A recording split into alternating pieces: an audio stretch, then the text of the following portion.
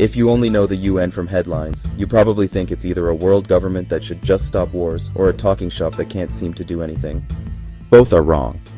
Today we're going to show you how the UN actually works, why it sometimes succeeds spectacularly, and why it sometimes falls short. Welcome to Inside Global Institutions. By the end of this video, you'll know the 6 parts of the UN, what they do day to day, the biggest criticisms, and a realistic reform plan. Not hype, just facts.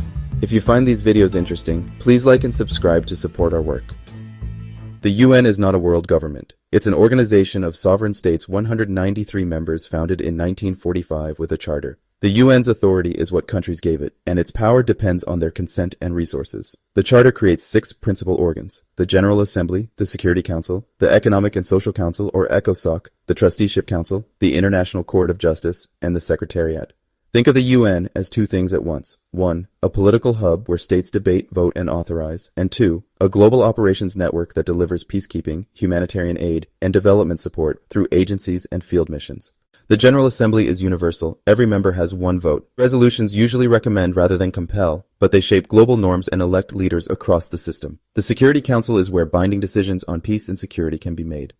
15 members, 5 permanent with vetoes. When the big powers align, or at least refrain from veto, the Council can act decisively. When they don't, it grids up. ECOSOC coordinates economic, social, and environmental policy and connects to specialized agencies. Its leverage is orchestration, getting many players to row in the same direction. The Trusteeship Council supervised trust territories and is now dormant. Some want to repurpose it narrowly for global commons issues. Others prefer to keep it as a historical success story.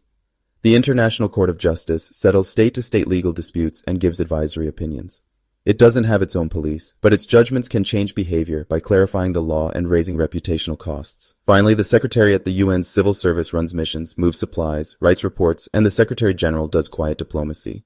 Here's the scale we're talking about. UN peacekeeping fields around 60,000 people worldwide, soldiers, police, and civilians, running on a budget of about $5.6 billion for 2024-25.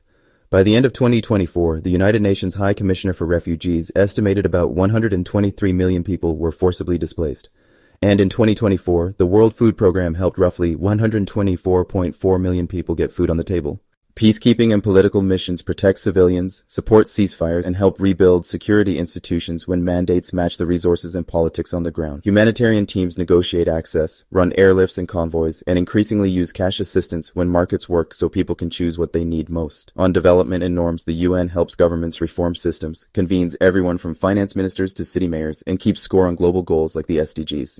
First, humanitarian scale. When access is negotiated and funding arrives, UN-led operations deliver at speeds and to places few others can reach thanks to shared pipelines, air assets, and local partnerships. Second, stabilization in permissive or semi-permissive contexts. When belligerents are tired or external actors align, the UN can help disarm fighters, support elections, and keep a fragile peace long enough for politics to take root.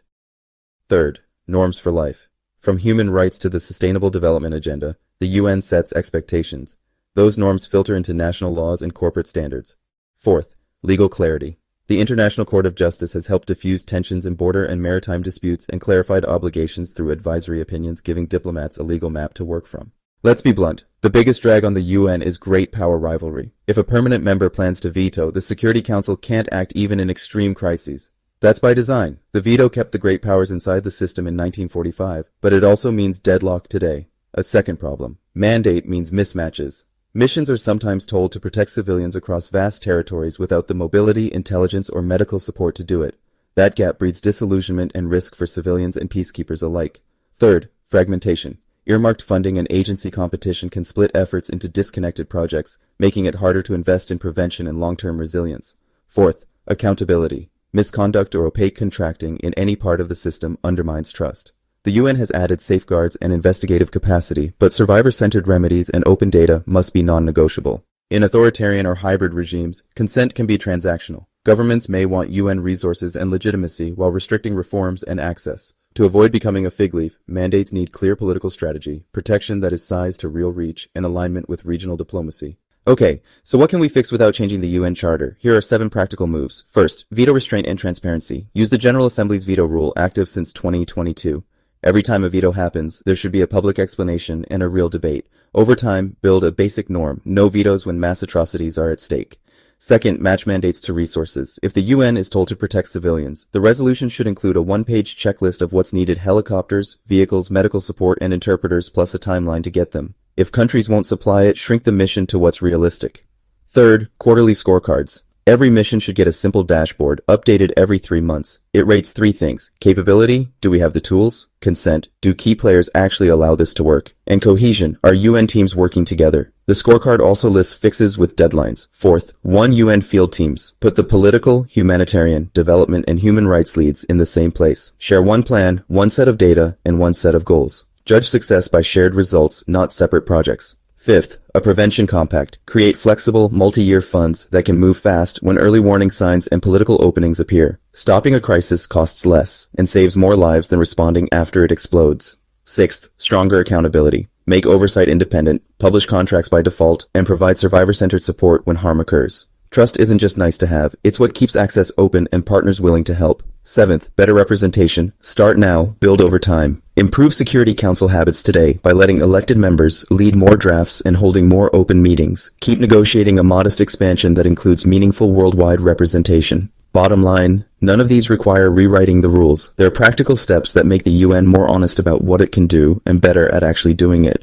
The UN is indispensable and imperfect, but it delivers things no one else can, and it fails where politics won't allow action or where ambition outruns means. If we demand clarity on mandates, resources, and accountability, and use the tools we already have, the UN can do more of what only it can do. Do you think the UN is still relevant? What would you prioritize? Veto restraint, better resourcing, or representation? Thank you for watching Inside Global Institutions. Don't forget to drop a comment